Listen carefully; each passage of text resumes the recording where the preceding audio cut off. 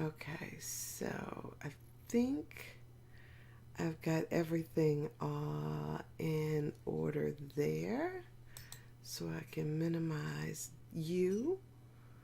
Okay, and you are here. Good job, good job. And let's see over here. Oh, this would help. This would help. Let's see. This right here. And I'm going to turn on this right here. And let's see. All right, and then I'll click this button right here. And did I have everything all clicked? And let's see, am I on yet? I tell you, um, at some point this will, I keep saying this, at some point this will get easy for me, but it has not yet. Good morning. I think I'm gonna change out my glasses. Let's see. That's better.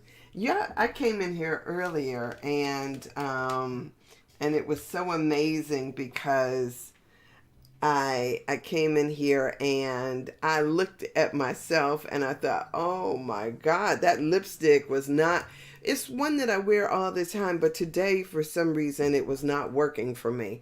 I don't know if it's because of the darkness of the room or whatever, but it just wasn't working. So I had to, yeah, I had to go and make some corrections on my face. And once I made the corrections on my face, I was able to come back in here and just make it do what it do. um, so I am so thrilled to be here. Oh my goodness. And I hope you had an amazing weekend. It is Monday. It is Monday. It's Monday. And not that you did not know that, but for so many people, for some reason, don't like Mondays. And since I do. I don't know what that's about, but since I do, it is like I just try to acknowledge that and to make it the best Monday possible as far as my sharing with you. I'm putting on my footies, yes, because I kicked off my shoes and getting myself all comfy here because I get to be with you for the next hour.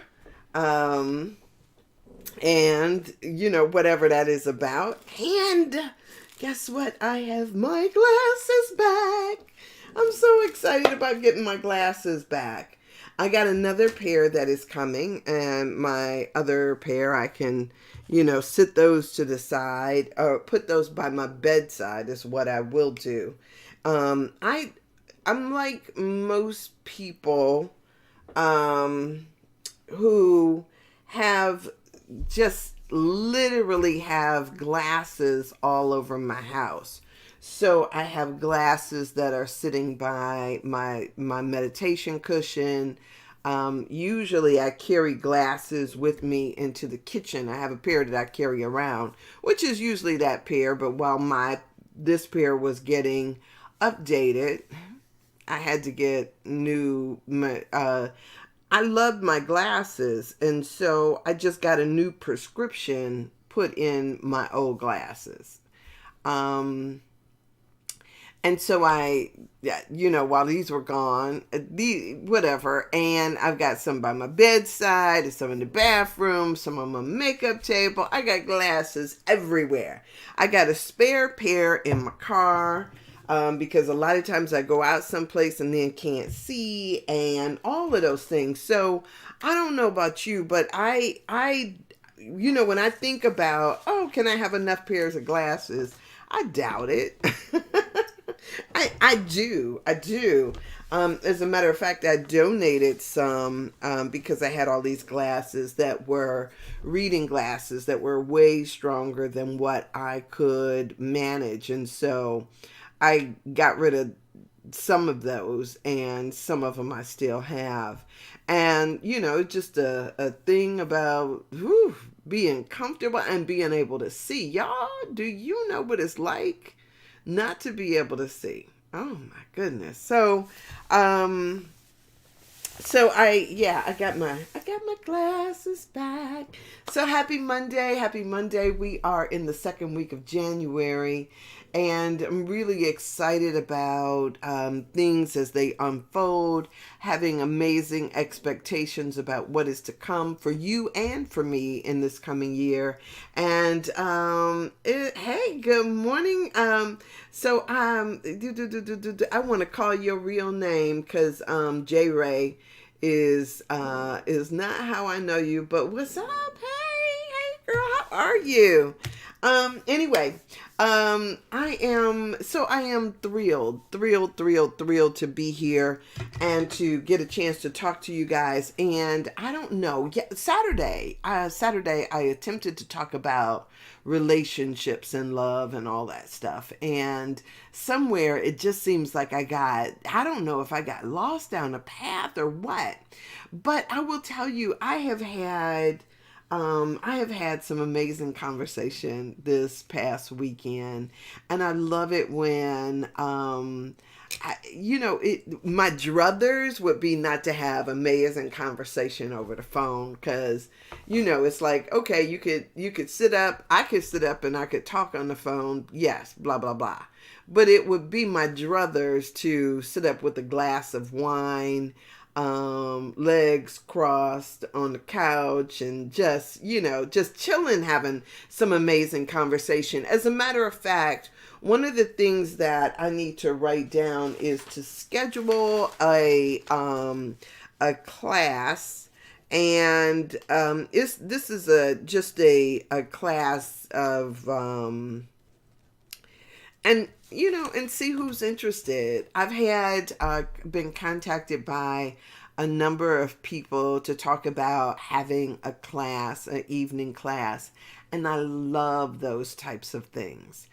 Sometimes the idea around structure gets a bit much for anybody, but I love having the ability to come together and talk, and to hash out ideas, thoughts, and to really just use some of the this medium to really talk about issues that people may be confronting and why.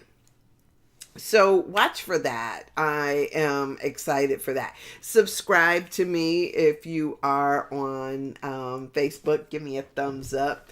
I mean, not Facebook. Yes, on Facebook too, right? But if you are on YouTube, hey, like and subscribe. Leave a comment. If you want to get on my mailing list, you can always email me or just leave a message. That would be great too.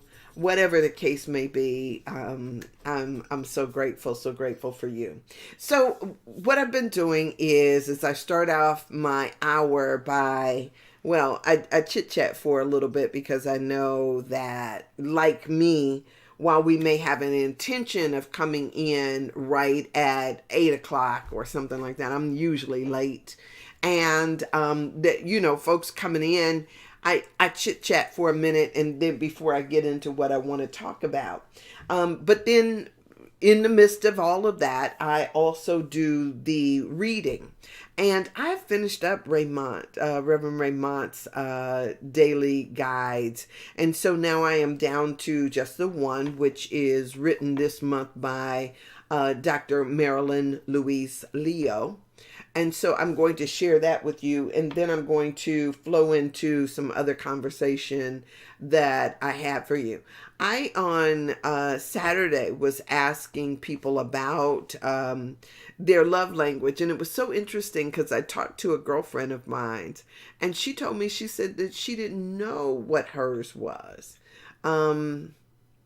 which if say for instance you don't have just one, or you feel like you've got a cross section of all of these, all of that stuff can inhibit your ability to know what your particular way is, for you to get into this idea about love and love language. But it's not so much the love languages that I was interested in talking about, but rather the barriers that we put up to loving, whatever that may mean for each and every one of us, because we do create barriers. As a matter of fact, in our society, I think that that is a thing. Good morning, Shirley. Blessed rising to you, darling. I am so happy to see you here. It is always, always, always a pleasure. So let me raise that up a little bit. So the daily guide for today is entitled "Laughter is Inner Jogging." Now, I will tell you, there are some people who write these daily guides, and as I read them, I go skipping along the path, and I'm so happy and feeling aligned with what they are saying. And yay, I'm so glad that you're catching me live. I feel so aligned with what they are saying. And then there's other people that give me a moment of pause. Like, I just have to okay, right? Like, just releasing it. And one of the things about New Thought, the things about God, about spirituality, that we all enter into this in different spaces. So I don't expect someone who rarely thinks about this kind of stuff to be in alignment with what I think. Nor do I, if you come from a strongly religious background where you go to church and you've learned about God either through a Bible or from a minister, and you are like in that, I don't expect you to agree with what I say. It's just not how that works. Now, I am one of those folks that, for me, when I talk about my experience of and with God, it comes from a different vantage point. It comes from a vantage point of me, like, seeing God everywhere, in everything. So whether it's out in nature, or in the people that I meet, or the books that I read, or TV shows, or in the shower, I am open to listening and experiencing wherever I am. And I'm not sitting up there saying, oh, it can't be that, or oh, it can't be that. It's like, let me learn, let me see what is here to see. And everything goes through that filter. Everything. If I am saying that all is God, it's all going through that filter. And so when things like give me this pause, like saying, what? Then I know too that is something that I need to ponder, think about, look at, turn over in my mind. It's something that I need to engage in. And so what I'm hoping is that I open up, or, show people that there is a different way of engaging, that you need not feel fearful, that one of the things that you may have learned was, because I learned this too. It was like this thing of lightning is going to come out of heaven and strike you down. Well, trust me, I have done enough stuff that is lightning worthy to tell you that is not the way it works. I have done, and I have tried, I have hollered, I have wrestled, I've done stuff that you couldn't even imagine doing. Well, some of y'all could, but I've done stuff, and lightning does not come out of the sky and strike you down just because, you question, or you look sideways, or or you sit with something. All of this is just It's a good universe, and it is here to support you. It is loving you, and there is no judgment. The judgments that you have are either the judgments that sometimes it's judgments we have upon ourselves, and sometimes it is the judgments that we perceive as coming from the outside that we've heard over and over again. Sometimes we're replaying things. My meditation for today is about not meditation, but my lesson from A Course in Miracles today. I for some reason, I don't know why I don't repeat this well, the stuff that I hear on there. It says this instant is the only time there is. And a lot of times we're busy carrying around stuff that happened before. It's done. It's over. Set yourself free. Forgive yourself, right? And so if you just pay attention to where you are now, there you are. Hey, good morning. Good morning. Viking. Thank you. Hello from, I can't even, I gotta figure out how to make that type big. Scandinavia. Woohoo! What's up? Hi, Scandinavia. Amazing, wonderful. So when I say that, to see it everywhere, to see spirit everywhere, in everything, through everything, means that, that we, it just being open. Open. I tell you, I think that it is amazing when you open up and you anticipate hearing how it is going to speak to you, through you, as you, all of those things.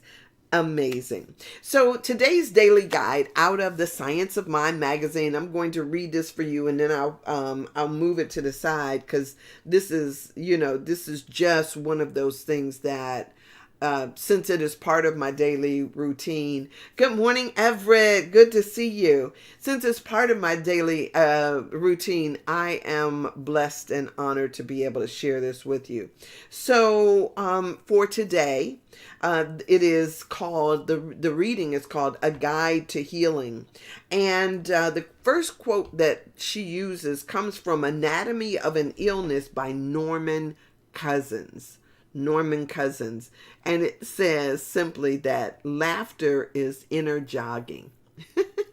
Don't you like that? I mean, when you think about this, laughter elevates, it lifts, it is so good for you. From Ernest Holmes, she takes the quote out of the Science of Mind book. A revelation of the presence of God is the most powerful healing agency known to the mind of man. A revelation of the presence of God. Oh, it is, that's really good. One of the things that I think a lot of times, and I struggle around some of these ideas too. In our perfection, I struggle with some of the ideas, because one of the things that I know, let me read what she wrote, and then I'm not going to, because y'all know I could riff on that for 20 minutes. I could talk about something that somebody has shared here, but I want to move on, because I don't want to get stuck in somebody else's agenda for today.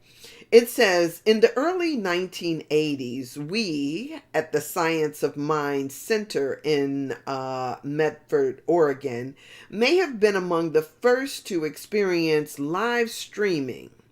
Norman Cousins, a well-known author who experienced a serious illness, met with a group of nurses to tell his healing story and to broadcast the event live on closed-circuit television. Our group, hundreds of miles away, enjoyed this live presentation. He shared his experience of healing through laughter. I think he called it belly laughing. It comes from deep within. He told his story of watching movies such as Laurel and Hardy and Abbott and Costello. He learned to not only giggle from the surface, but to allow the humor to penetrate his whole body. Through the dis-ease, he experienced sound dire. Cousins continues his own therapy from his hospital bed and later at home, day by day, reviving his health.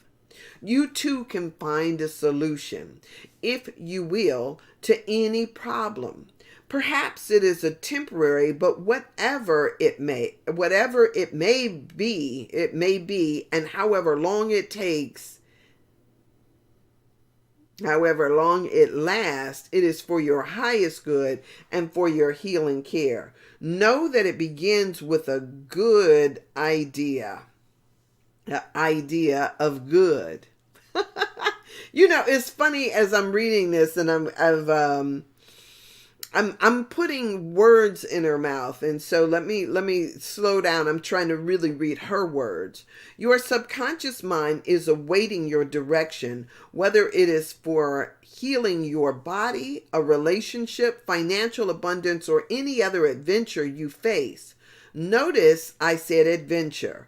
Look at it as an adventure. What is next? Your mind, your attitude, your thoughts can and do guide you. Direct each thought towards a new and better experience. Know deep within yourself that there is only one life, and it is the life of God. It is your life and your experience now. So the affirmation that she puts with this is I accept total healing of my body and my affairs because I know the infinite healing presence is in charge. Good. It's really interesting to me. So whether we're talking about Dr. Brown, who comes on with me on Thursdays, whether we're talking about Joe Dispenza, whether we are talking about, what is the other guy's name? Why am I not calling it Joe Dispenza? And I got a book by him somewhere. I am not calling his name at some point. But whatever person it is that we are reading, it talks about this level and this awareness of attitude and how it plays into health and healing. And anytime you are afraid or depressed or, have some kind of a low moving, your cells aren't moving, they aren't, hitting on all circuits, when you're not feeling it, that is like, not only is it depression in you, it's depression in your body. And so how do we lift that? It's through things like being lighthearted, lightening up. It is through this anticipation of good. It is through the elevation of your attitude. And so this thing of laughter and love is so good for you. I talked about yesterday on here, I was talking about this idea of balance and finding balance. And a lot of times what we don't do is we don't look for balance in ourselves, right? And so we think that maybe you've been told that the spiritual life or godly life is supposed to be somehow sad and depressing.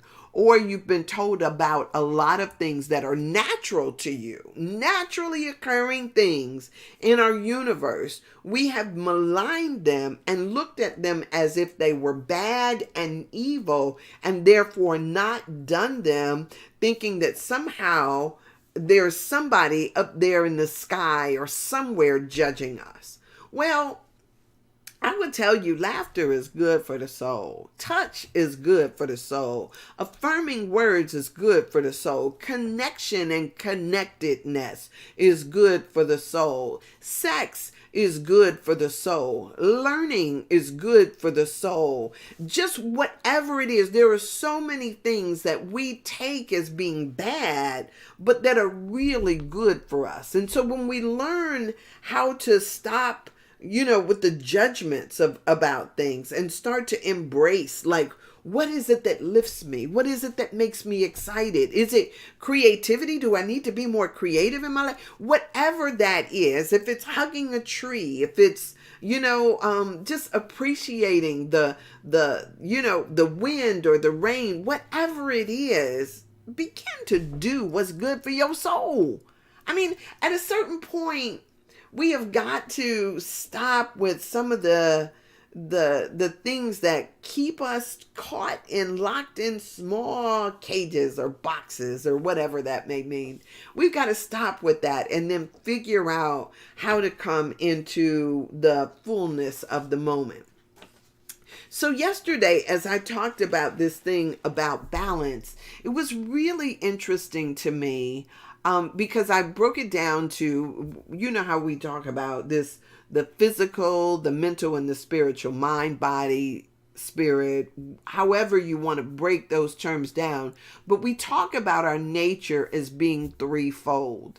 And so a lot of times what we do is we do one thing to the exclusion of others.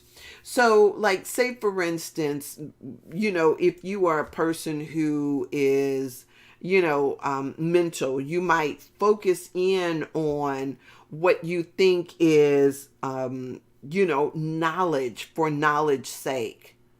And that knowledge takes us sometimes into looking for what we are learning in books or in classes or in different places, and then take away from and somehow discount the very knowledge that we might get in communion with what is naturally appearing. So rather than look at, we look at a book for knowledge, but forget to go hug a tree and have the anticipation that it too can speak to us. That rather than see it in nature, knowledge in nature, or that there is the possibility that as we move or as we walk, there is a communion that is happening. You guys, some of the best meditations that I have, yes, I've had some great and amazing meditations in there on my cushion, but I have also just been out in, either I'm driving or I'm walking. When I participate and move in nature, it speaks to me. And so rather than me thinking that it only has to appear one way, being in balance means that I'm open to a variety of ways that information can show up and speak to me. That's why I love my garden so much. It's why I love getting out there and doing things outside, because there is a ministering that happens that comes from a space that I might not be aware of. Good morning, McKinley Tate. How are you? And so when I open myself up to being ministered to by whatever it may be, sometimes it is in the midst of conversation. Sometimes it is walking barefoot in the grass. Sometimes it is cooking and preparing something for somebody else. Sometimes it's pondering the relationships or the conversations that come up organically. Sometimes it's in a variety of ways, but when we have the perception that it can only come through one way, we cut ourselves off and we get out of balance with our own ability to receive and absorb information. There are so many ways. So sometimes it is, oh my gosh, I tell you, when I'm in the shower, right? When I encounter someone, say for instance, and I'm just giving you guys some, because this is how I do it. I'm just paying attention to what comes to me. Sometimes when I run into people that I haven't seen in a while, yes, I'm happy to see them, but at the same time, I am looking at that, thinking to myself, what message does this encounter carry for me? What message is here? And a lot of times I'll try to take myself back to that instant and remember what was going on for me at the time. Or is there some type of reflection that I've had? Now, I've been talking about Dr. Perry's book, The Boy Who Was Raised as a Dog. It's been a really good read for me. Oh my gosh. As a matter of fact, I sometimes I hate for books when they end. I hate for them to come to an end, or I want to go back and, like I do with so many of my books, I highlight them to death, and, and I've gotten all of this information out of them. And there's this part of me that's like, oh no, is this ending? But one of the things that he said about memory, and I may have said this before to you guys, I don't know, Thursday or Friday, because it was a couple of days ago that I read this, but he started talking about the trickiness of memory. And he said it almost like this, like a beautiful thing. He says every time we encounter a memory, we change it to a degree by that encounter. And depending on where you are, what mental state you are in at the time you open up that memory will depend on how that memory is restored in your thinking or in your mind. Now, to me, this was such a profound thought, because so often what we do is we open up, if you can think about, sometimes it's like compartmentalized. We've stored a memory someplace. And then when we open it up, if I am in a place where I am, I don't know, just depending upon my mood or what I'm encountering, I might breathe new stuff or new details into that memory. I shared how the other day when I accessed the memory, I started like poking around in it and putting things and people and situations in there that were not in existence then. And in my mind, I thought I was, like elucidating or giving body to something, when really I was adding details that were not present, which means that I changed the occurrence, and it did not mean that I changed it for the good. Sometimes what I changed it to was based on the fear that I had at the time, which was not necessarily what I wanted to do. So sometimes what we do is that we'll access memories and we change them to fit whatever it is that we're doing. So if somebody, my grandmother used to be really good at this.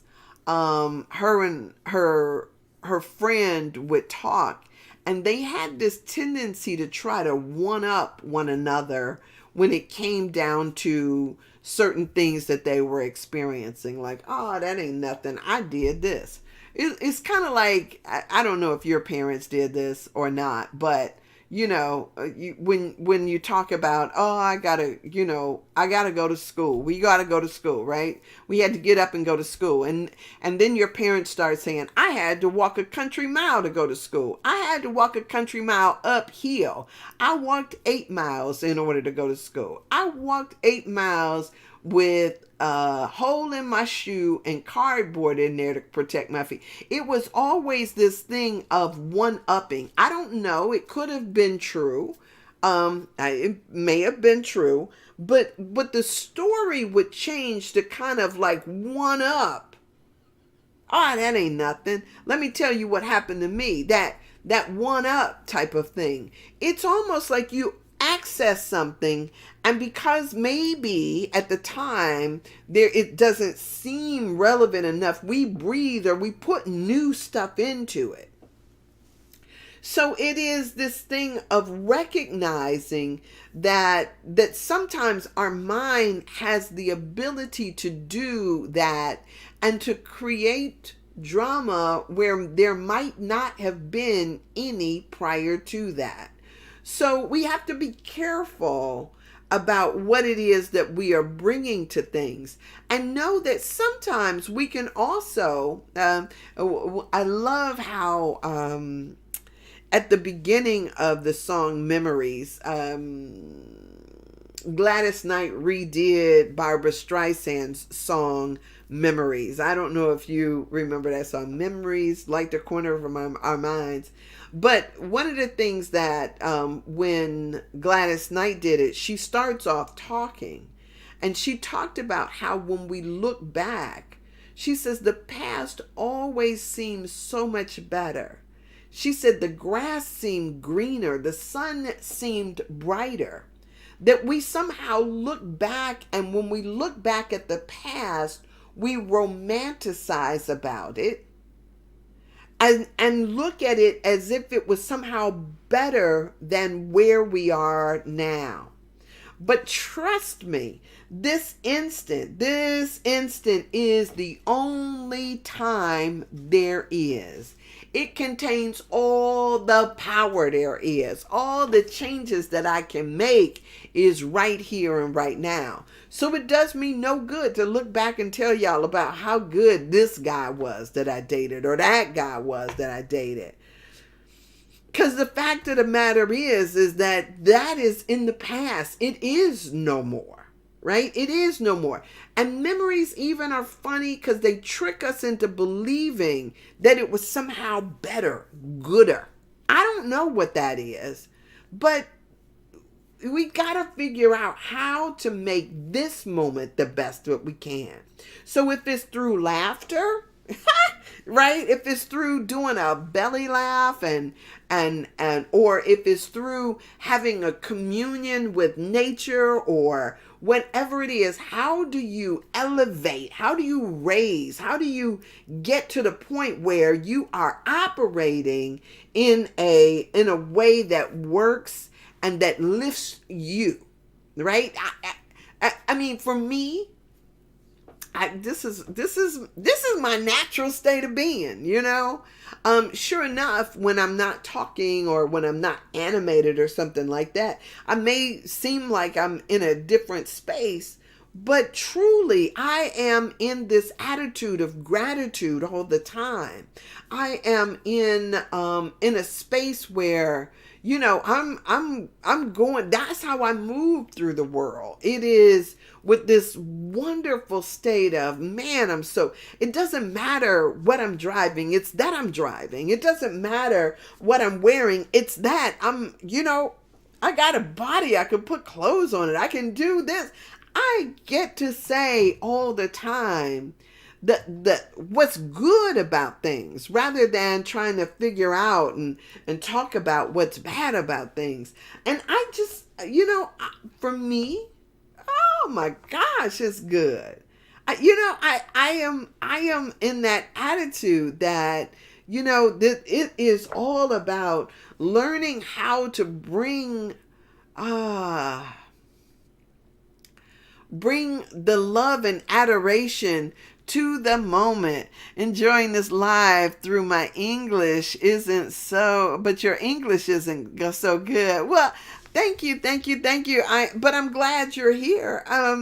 That is so amazing to me. And, it's really interesting. When I went to school, and I'll go this way for a second. I went to school in Italy for a little while. And when I first arrived in Italy, I didn't speak any Italian. But one of the things that I did is that I paid attention. I paid attention all the time. And sometimes when I caught things that I understood, it gave clarity to the things that I didn't understand. And so, I basically looked for context and all these other things. And what happened is that eventually over time, I really got to the place where I was good in Italian. I really wish I had kept that up. But, people talk about all the time when I ask people about where'd you learn how to speak English? 9 out of 10 times I was told on Sesame Street that people watched TV and learned how to speak English on Sesame Street. And you would think that somehow that would inhibit, because Sesame Street is a kid show, but in fact it was really good for them. So I really commend you for listening to shows that, or people who cause you to stretch. That is a beautiful and amazing thing. So it would be wonderful. Like I used to listen to when Facebook first started doing, I don't even know if it was called live when they started doing it, but you could just basically go into other people's feeds and listen to conversations or things that they might be broadcasting. And I would always go to sites or to environments where people were speaking in a different language. As a matter of fact, it is one of my ideas that here in this country, our news is, how do I want to say? Our news comes over a wire. So the news that we get is edited. It's edited for what they want people to believe or to see, whatever. And so this ability to look at foreign news is a great ability, because it allows you to see what somebody else might be saying who is not who does not have their stuff edited for what they want us to know. So all of this, I think, is amazing and beautiful. So I appreciate you being here. So when we talk about, so that was just one level of talking about of being in balance. And so what does that mean for my life, this idea of balance, right? It means that what I try to do is to not demonize anything, right? So that means that I want to embrace all of what I see and then allow myself to filter out what doesn't work for me. So I have a tendency to take something in and figure out, is this working? And then reject what I don't like, right? But not to cut myself off from it because, say, for instance, I don't like country music or I don't like rap music. But if there is something for me to learn there, let me receive it. So then I can, basically say, okay, not that. I listen to people that I don't always agree with because there's an understanding that I want to get. But then there are parts of it that is just like, yeah, not that, right? And so a lot of times what we do is we box ourselves in by thinking that we can only listen to people who look like us or who act like us. And this is not the truth, right? And so when we open up, when we open ourselves up to looking and learning from different avenues, different people, a child, a baby can teach you so much. It teaches you not so much about the intellectual things, but it can teach you so much about connectedness and human understanding, longing, tell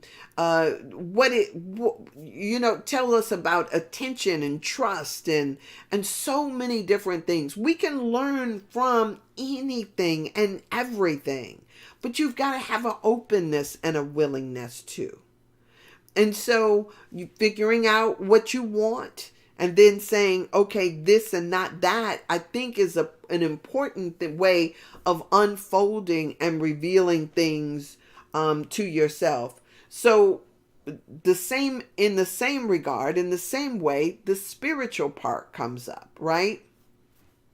Now, there will be so many people who will have a sterilized version of God, right? This idea that somehow this thing that they know to be God has got to be so pure and so like above reproach that they miss that this is the same God that made alligators and catfish and things that dwell and exist in mud.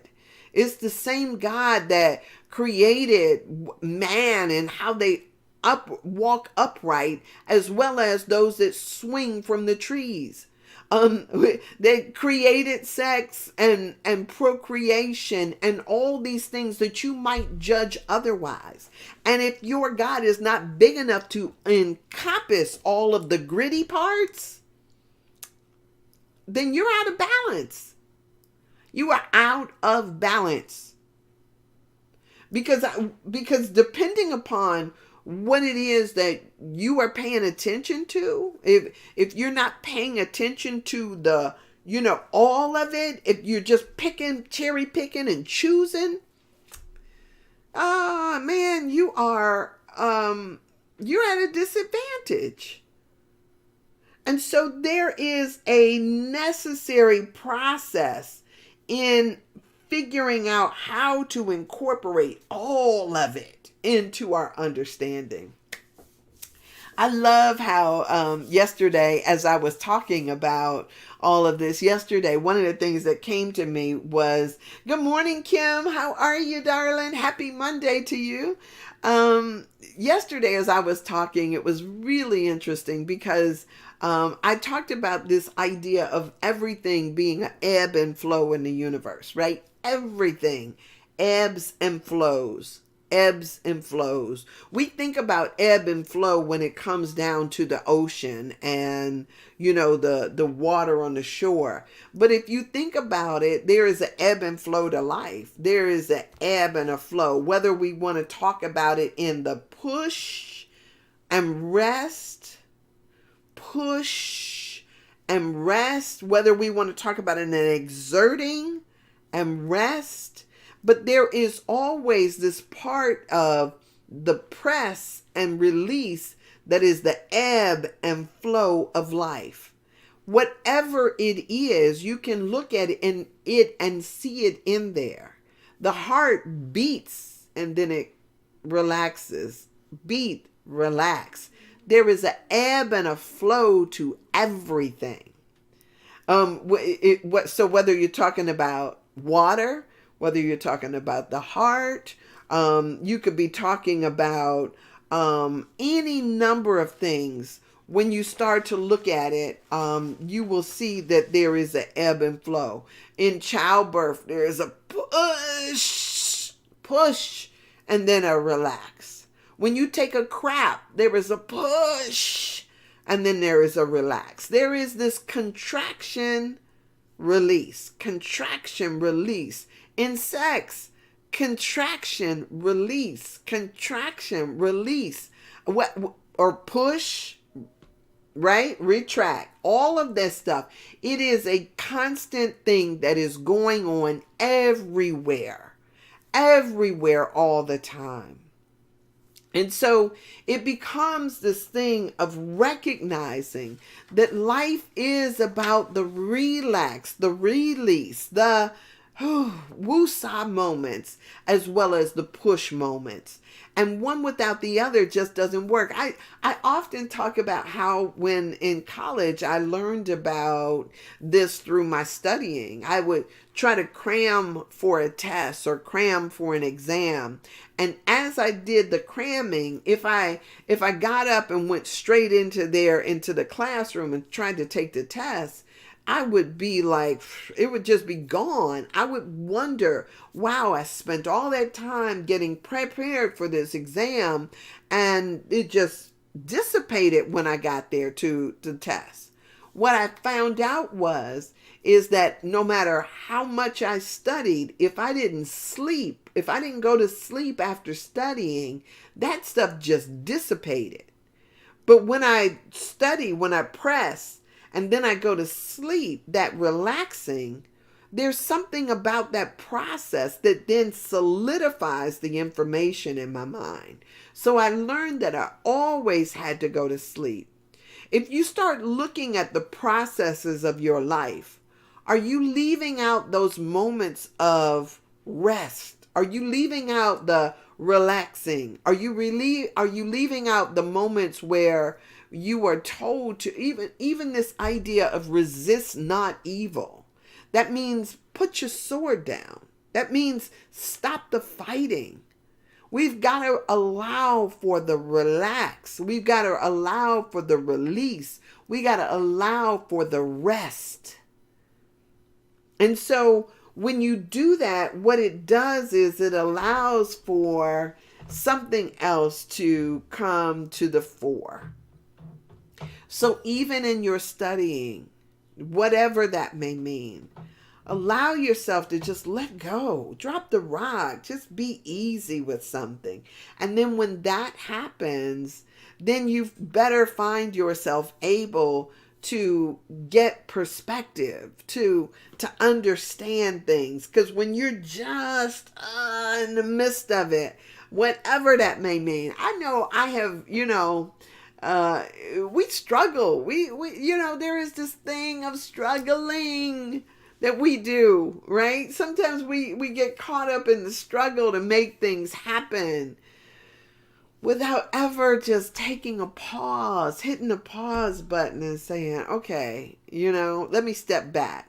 You ever lose something and you looking everywhere, turning over stuff, opening up stuff, looking, and you can't seem to find it? Well, maybe it's because you haven't just had that relaxed moment. We get so anxious about things. I had a girlfriend who I used to call Miss Magoo. And it was because, there was always stuff that was happening for her. Whether she was always losing something or there was always this, anxiety or anxiousness or, it was always something. And I used to always just saying, can you just breathe? Just, right? Even with breathing, there's the inhalation, exhalation, inhalation, exhalation. There is a resting process to everything. When you're busy pressing, you never have that opportunity to relax. And so the relaxation is what is necessary. I just, at a certain point, I just think that for many of us, we haven't learned how to have a relax. We haven't learned that is a thing, that it's a good thing, and then allowed ourselves to do it. So, and all of this stuff is about finding how to have balance, how to, not overdo, not overreach, not over stuff, but rather finding balance in all that you do. So whether it is your spiritual life, your physical life, whatever that might mean for you. Sometimes it's around exercise, and sometimes it's around accumulation of stuff. I don't know. It could be a whole bunch of different things. For many people is different stuff. So whatever that may mean for you, just figuring out how to bring balance to it. And even to question, what does it mean to have balance? What does it mean to just sit in a space and just relax and let it, see what happens?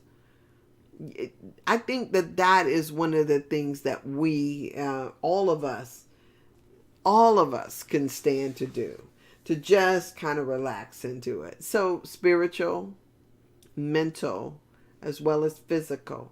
How do we find places where we can relax and just be present with what is? Oh yeah, this weekend was good for me.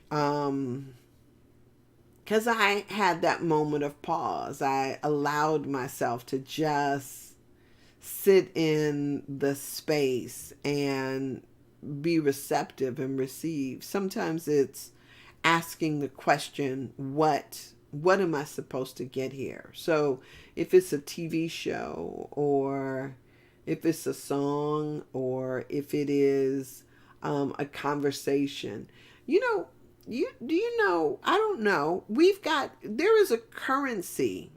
I'll use it that way. Do I want to use that word, currency? There is something that I think we perceive ourselves as receiving out of being busy.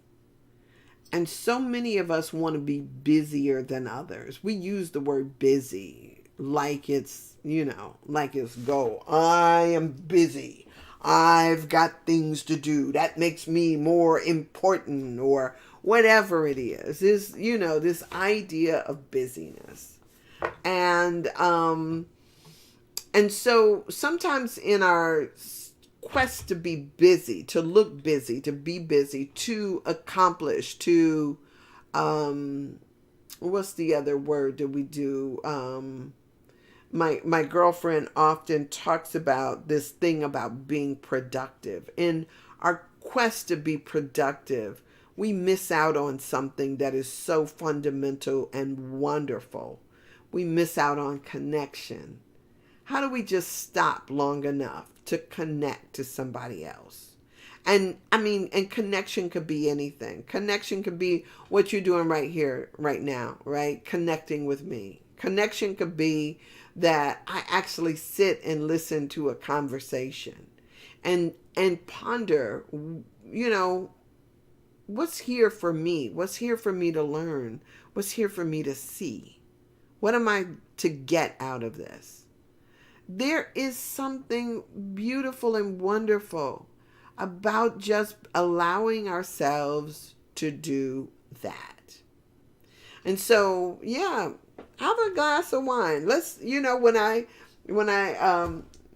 hopefully I'll get my class posted up here, and maybe one of the things that we'll have to do in order to be in class is to actually have a glass of wine, or even if it's a glass of water or a cup of tea, but to just sit back and relax and allow ourselves the freedom to be present in the instant. Because this is the only time that there really is when you think about it. I think it is a beautiful thing to just contemplate what it means to come into the present moment and see what it has to give us. It is a gift. I'm telling you, the present is a gift.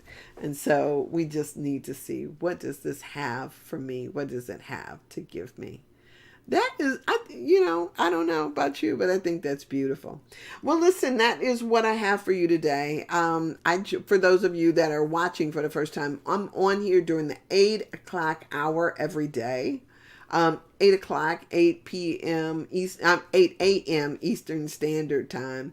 So right now, I've been on here for about an hour, and so it's time for me to push on. But I'm here Monday through Saturday, every Monday through Saturday, for an hour. And I love this ability to share and what it brings. I have some other stuff that I am, last year I did a book. The year before that I did a book. And as far as kind of going through a book and talking about what it brings, this year I am trying to get more into some of the I love the power of story and mythology, and so we'll be bringing some of that. I'll be bringing some of that here for conversation and consideration. But there's always videos to watch. I always have something up, because I've been doing this hour for almost 600 days now. So look through and enjoy. Don't forget to like and subscribe. Thank you, Viking, for your comments. I appreciate you being here. And for all of you on Facebook, I love and adore you. Thank you for stopping through and for being here. And I will see you tomorrow, God willing. Tomorrow, which is Tuesday, and got something totally different that we'll see how it comes up and comes out tomorrow. All right, so I love y'all. Love you, love you, love you. And I am wishing you an amazing Monday. I will see you tomorrow. And yeah, and don't forget to like and subscribe so you'll know when I am on. Blessings to you. All right, y'all. I will see you.